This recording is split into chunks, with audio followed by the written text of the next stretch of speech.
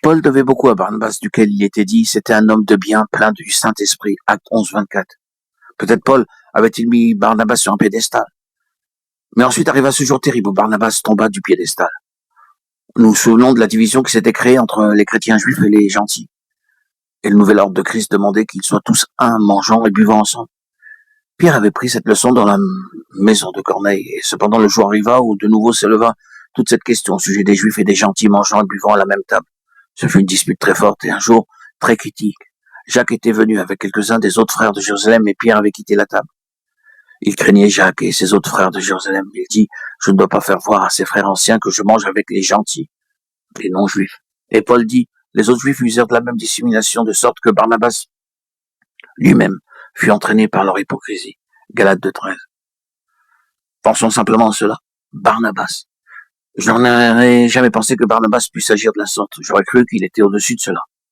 Je suis très certain que ce fut un coup terrible porté à la confiance en l'homme pour Paul. Mais s'il avait continué à fixer ses yeux sur Barnabas, personne ne sait ce qui aurait pu arriver. Il dut détourner son regard de Barnabas pour les fixer sur Jésus. C'est ce que Paul dut toujours faire à beaucoup d'occasions et dans beaucoup de situations, il dut détourner ses yeux des hommes pour les fixer sur Jésus. Il y a une réelle impression de Paul dans cette lettre aux Hébreux, regardant à Jésus. Quel que soit l'auteur de cette lettre, l'ombre de Paul la couvre. Son influence s'y retrouve partout. Et il a certainement été appelé à regarder à Jésus. C'est une leçon très vitale qu'il nous faut apprendre. Nous l'apprenons toujours à nouveau dans notre vie chrétienne. Si nous fixons nos yeux ailleurs que sur le Seigneur Jésus, nous faiblissons. Ayons le respect dû au sein de Dieu. Nous ne disons pas qu'il faille regarder chaque serviteur de Dieu avec méfiance et se dire sans cesse naturellement, il n'est pas parfait, vous savez. Rendons l'honneur à qui nous devons l'honneur, mais n'édifions jamais notre foi sur un homme, si bon soit-il. Quant à nous-mêmes, je pense que nous sommes peut-être plus tentés de regarder à nous-mêmes qu'à autre chose. C'est l'un de nos exercices chrétiens réels, il nous faut sans cesse détourner nos yeux de nous-mêmes et de tout ce qui nous touche. Il n'y a rien de plus décourageant que notre moi et rien de plus trompeur. Nos propres jugements sont tous trompeurs, ainsi que nos pensées et nos idées. Ce ne sont pas les pensées de Dieu. Il nous faut détourner nos yeux de nous-mêmes, mais pas pour regarder dans l'espace ou dans le vide.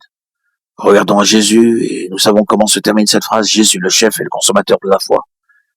Est-ce que nous avons commencé ce chemin nous-mêmes? Sommes-nous un chrétien parce que nous avons décidé d'être un chrétien? Que le Seigneur nous aide s'il en est ainsi.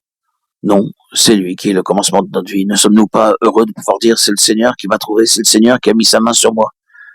Ce qu'il a dit lui-même est toujours vrai. Ce n'est pas vous qui m'avez choisi, c'est moi qui vous ai choisi. Jean 15, 16. Il a été l'auteur de notre foi et il est dit qu'il en est le consommateur. Il l'accomplira. Lorsque nous arriverons au ciel, nous serons remplis d'étonnement d'y être arrivés. Nous nous regarderons les uns les autres en disant « Oui, nous sommes ici. C'est une histoire merveilleuse. » Comment sommes-nous arrivés ici? Nous ne le savons pas. Nous avons pensé tant de fois que nous ne pourrions jamais y arriver. Nous avions abandonné tout espoir, mais nous sommes ici. Et ce sera simplement parce que Jésus est le consommateur. Croyons cela, chers amis, bien-aimés, enfants de Christ, enfants de Dieu. Au jour de notre désespoir et de nos difficultés, regardons à Jésus.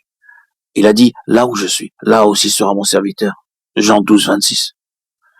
Alors même qu'il faudrait un millier de miracles, il agira pour nous amener là. Croyons-le. Saisissons-nous de cette assurance de nos deux mains et confions-nous en lui qui nous conduit dans la gloire, car telle est l'une des promesses de cette lettre aux Hébreux, voulant amener beaucoup de fils à la gloire. Cela signifie vous et moi. Hébreux 2, 10. Que le Seigneur nous accorde cette joie.